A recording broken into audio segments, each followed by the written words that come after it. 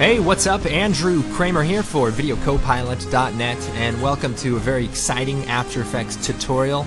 And I gotta tell you, this one is way better than any of the previous tutorials. And I know that I've said that before, perhaps once or twice, but this time, and perhaps the next time I make a new tutorial, I mean it. And what we're gonna be doing today is creating some of these cool 3D vines.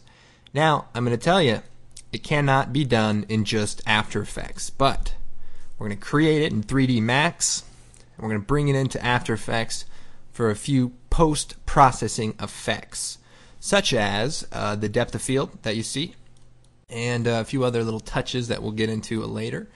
Let's go ahead and jump into 3D Studio Max and see what we're going to be doing. So it's a little different than the comp I showed you in After Effects.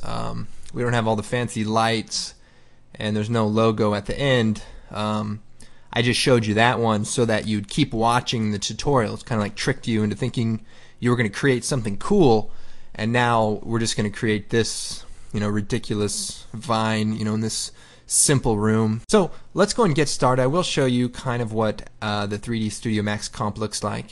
We have the vines kind of growing in and growing out. It's a pretty straightforward tutorial. Now, I'm not 100% sure how it would translate to other 3D programs, but I'm sure it would not be that far of a stretch. It is some fundamental kind of concepts that we're going to be going over. So what I'm going to do is reset 3D Studio Max. So I'm going to choose Reset. Do I really want to? Yes. And so here we are in a brand new scene. And the first thing we're going to do is create our little room. So we'll come over here to the Create palette.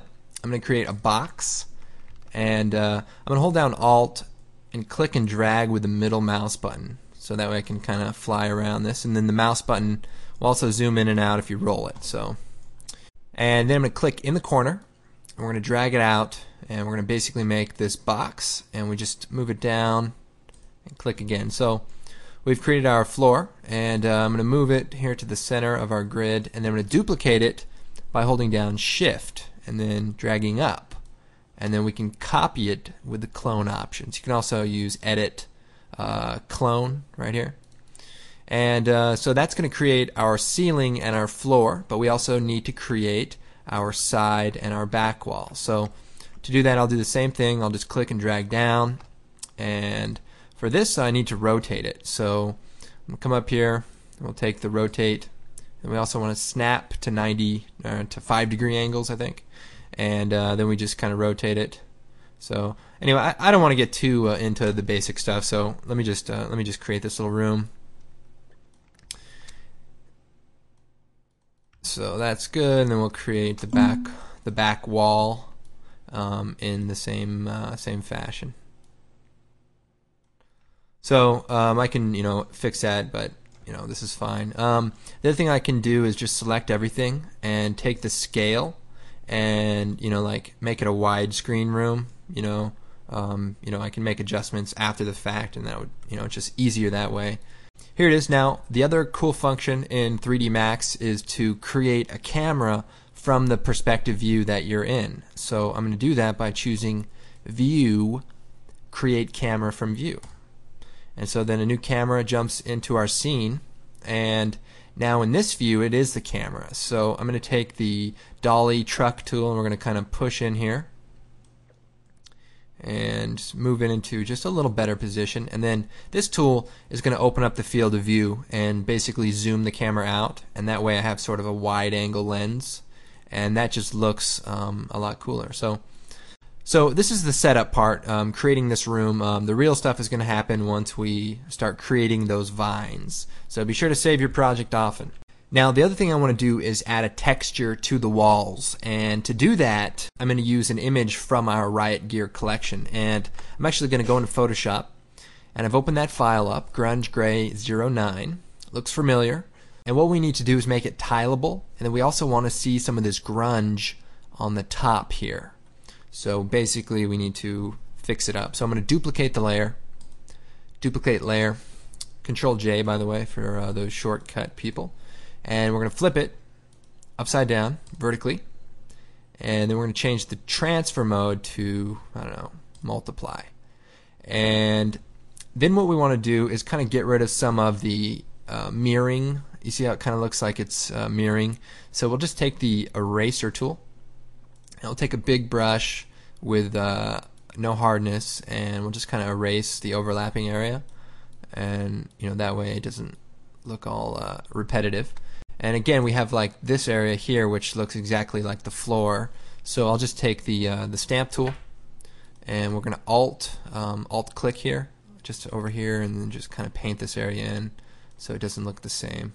You can do that for anything that kind of looks like it stands out, like that. So we'll just make this quick. I'm going to flatten this. I'm going to select both layers and go to the menu here. We can flatten the image.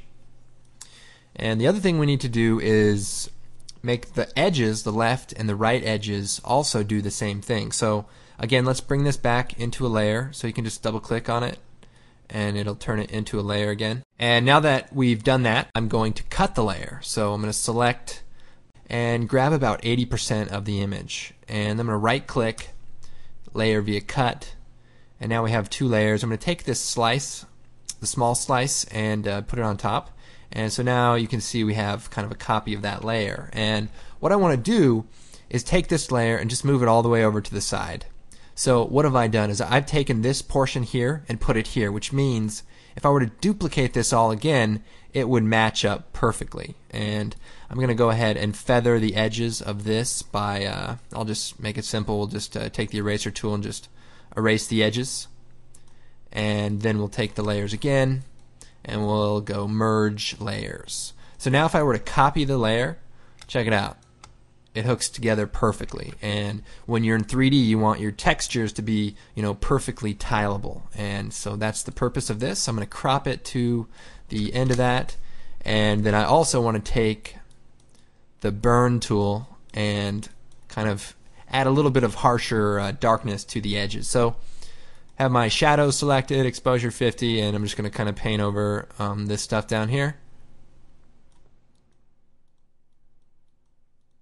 Okay, so now we've created our wall, and then I'm going to go ahead and save that, and this is the image we're going to be using for the walls. So I'll go ahead and jump back into 3D Studio Max, and we can start texturing. I'm going to hit M to bring up our materials, and in the first slot I'm going to go to the diffuse channel and click the add, and then I'm going to click add bitmap. Now I'm going to change this to all formats, and I'm going to grab our tile texture Photoshop file that we created, choose open. That looks good. I'm going to choose OK. And now it's in that channel. Now in Max you can click on this little button here, and that will make it so when you apply this texture to a mesh in your scene, it will show up in the viewport. So I'll show you that. Drop it on there. You can see the tile, the texture is kind of upside down in a way. So I'm going to go and just change this to probably -90, and that way it flips it up, and that looks right. And then I'll put this one over here. It's a little dark. I'm just going to add a light into our scene and make it ambient. This is just temporary light. I'll probably take it out later, but for now. Okay, so we got our walls, and now our back and our ceiling also need that texture. Well, not our ceiling, just the back wall. Okay, for our floor, we want to add sort of a water-looking texture. So what I'm going to do is go on to the next material slot, and we'll make the material black. And we'll add a little bit of specular, just like that, maybe a little bit more. And we're going to go down to the maps, and we're going to add a ray trace reflection. So I'm going to click on ray trace, and that opens up that object, and that's all good. We're going to just go up to the next level. And we also want to add a bump map. So I'll add a noise for the bump. And for the noise options, I want to use a fractal. We'll set the size to about 8.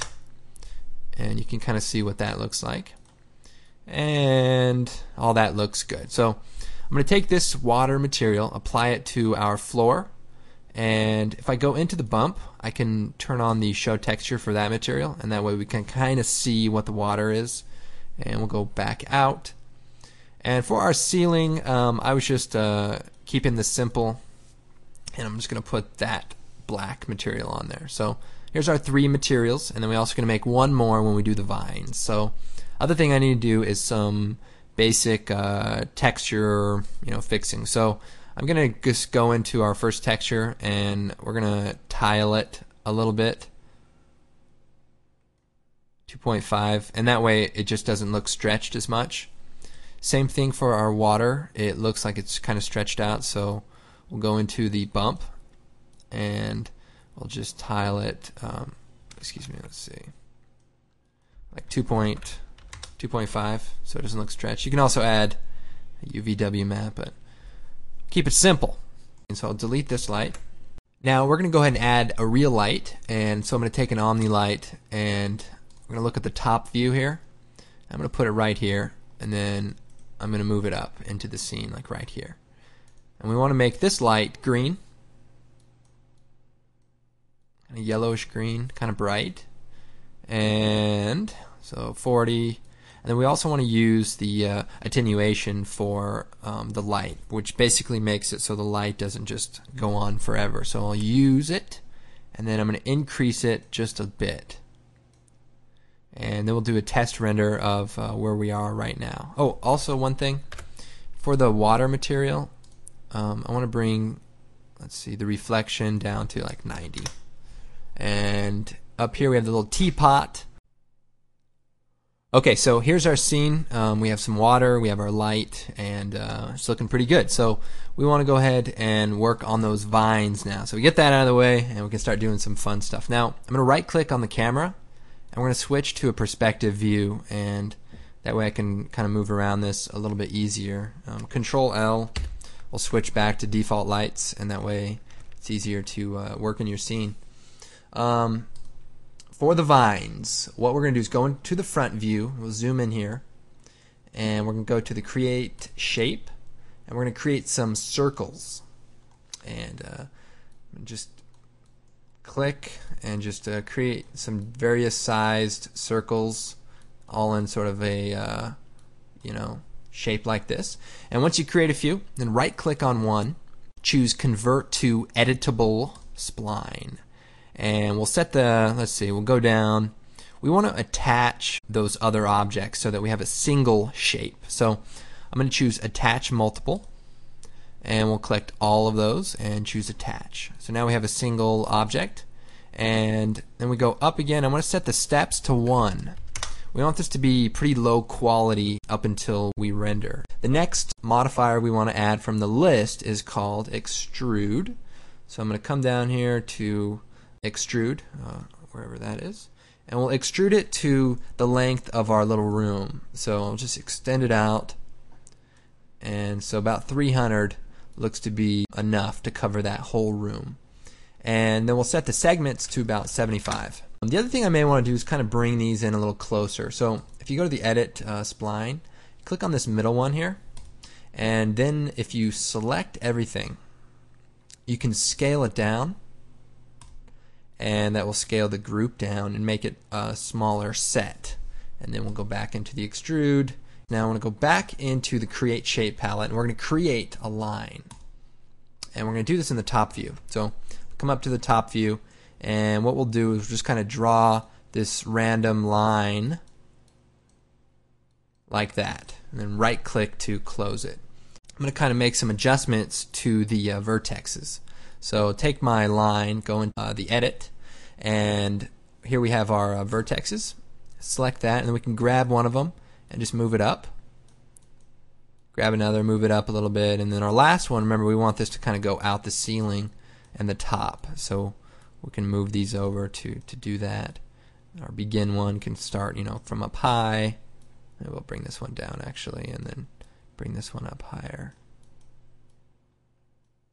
What I'll actually do is just select everything, right click on one of them, and choose smooth. What I'm going to do now is select our mesh. We'll uncheck vertex mode. We'll select our mesh, and we're going to go modify path deform world space modifier. So click on that. We're going to click our path, which is the one that we made here in the middle, the wiggle one.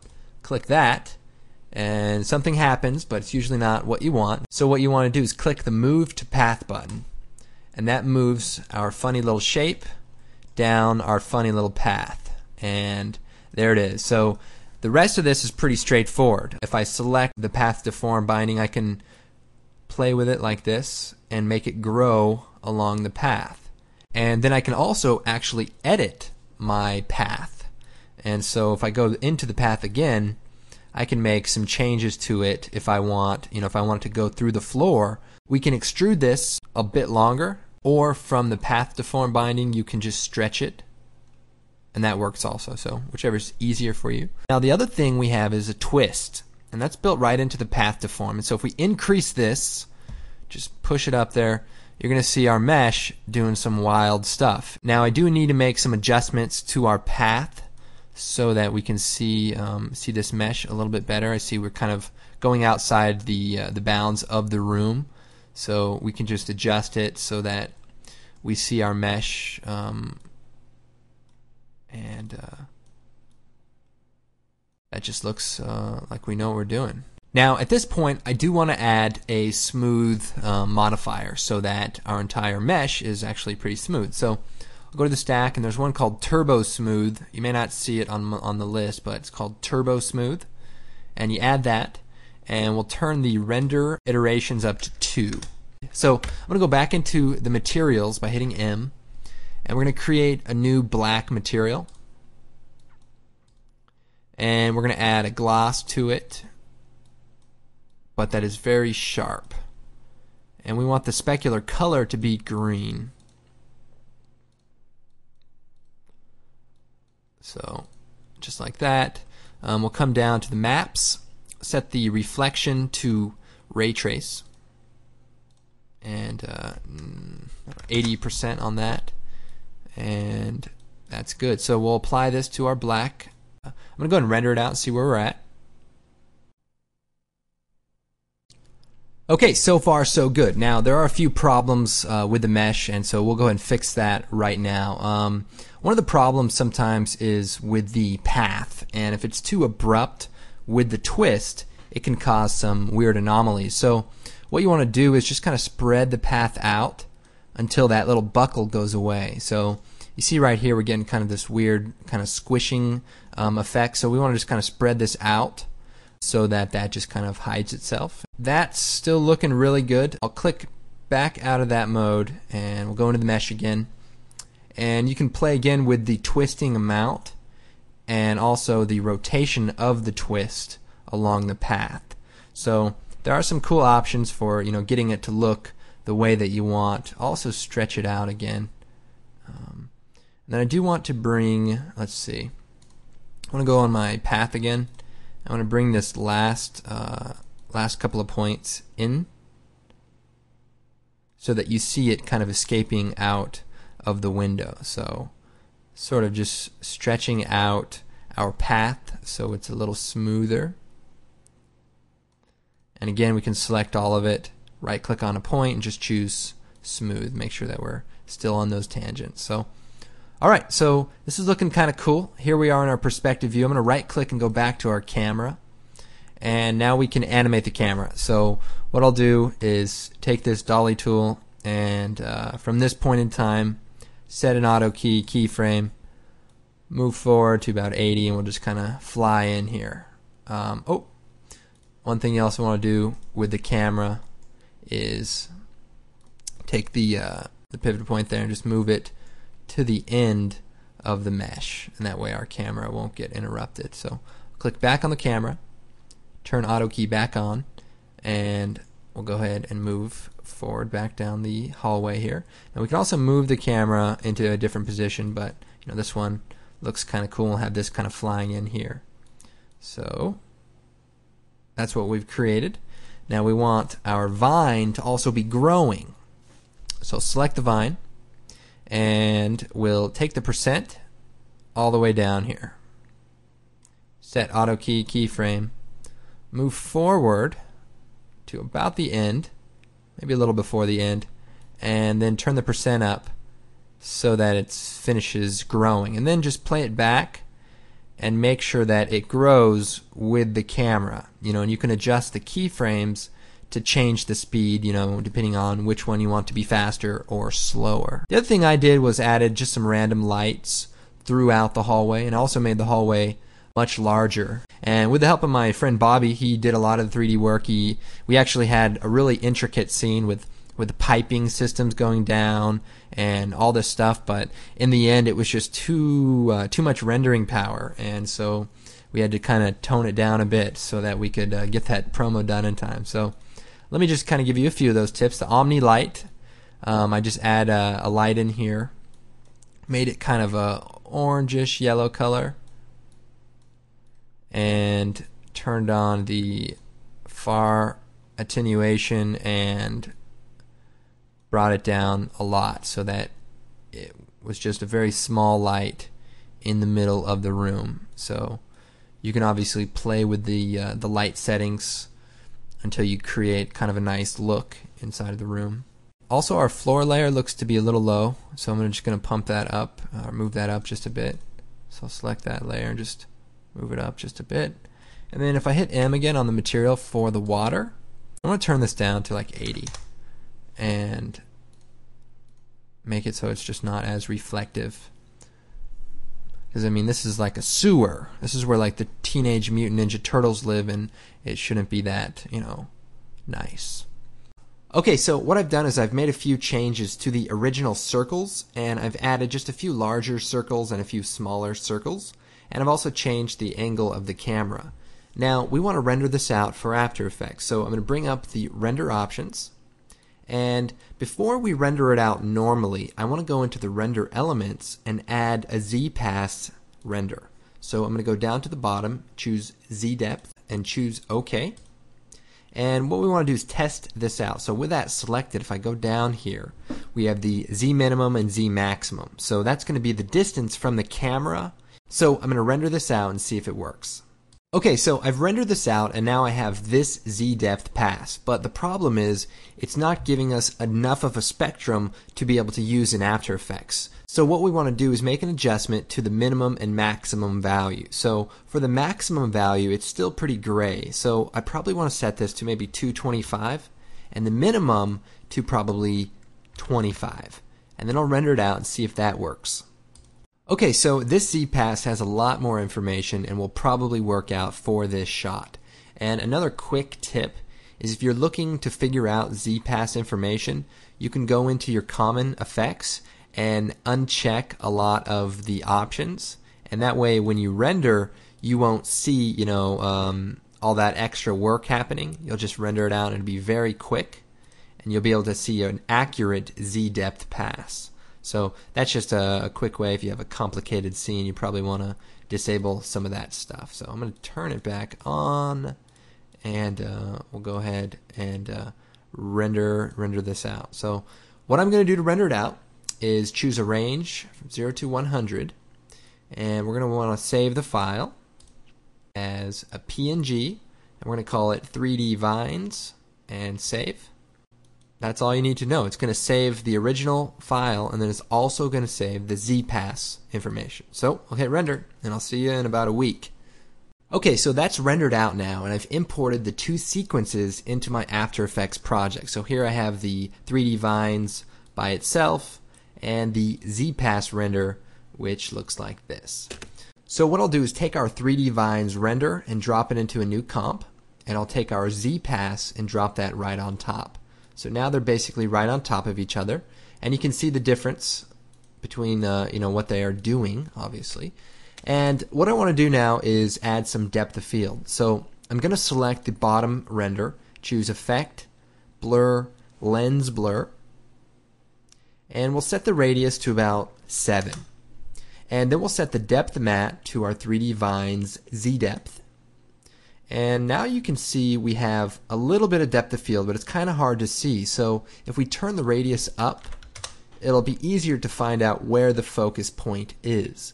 Now, we may need to change it. So the blur focused distance is going to let us do that. So if you adjust that, you'll see where the area is being focused on. If we pull out wide, you can kind of see that this very narrow area is in focus. So that is how that works. Now, I like to keep the number pretty low because it can start to look a little choppy around some of the edges. So Now I do want to show you some other things that you can do with the Z-Pass render, and one of them is, let's put it above the adjustment layer, is sort of create sort of like 3D fall off.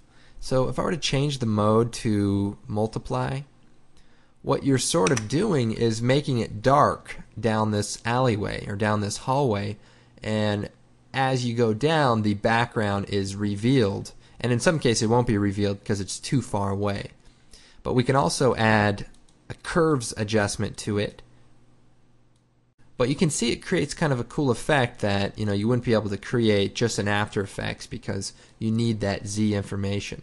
Now, one other thing, if we choose channel invert, and then of course you can set this to screen and create sort of like a smoky mist that your camera is kind of passing through also.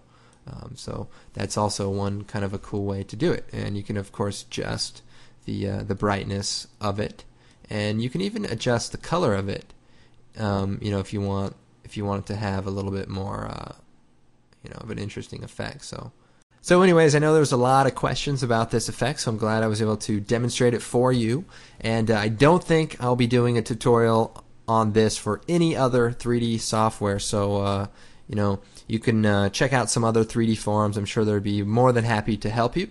And also remember to try to take this effect to the next level. We ran out of time, but you guys have all the time in the world. So play around with different shapes and different things, and hopefully you'll come up with some even more amazing effects. Now remember, this tutorial was free, and if you want to support us, be sure to check out our products. We do have a new plugin called Twitch, which is a little hard to describe, but will add some very cool style to your video. And be sure to check out our other products as well. We have Evolution, Designer Sound Effects, Riot Gear, a bunch of great products that are at great prices. So be sure to check those out and support us. Alright everyone, thanks for watching. I'm Andrew Kramer, and we'll see you next time.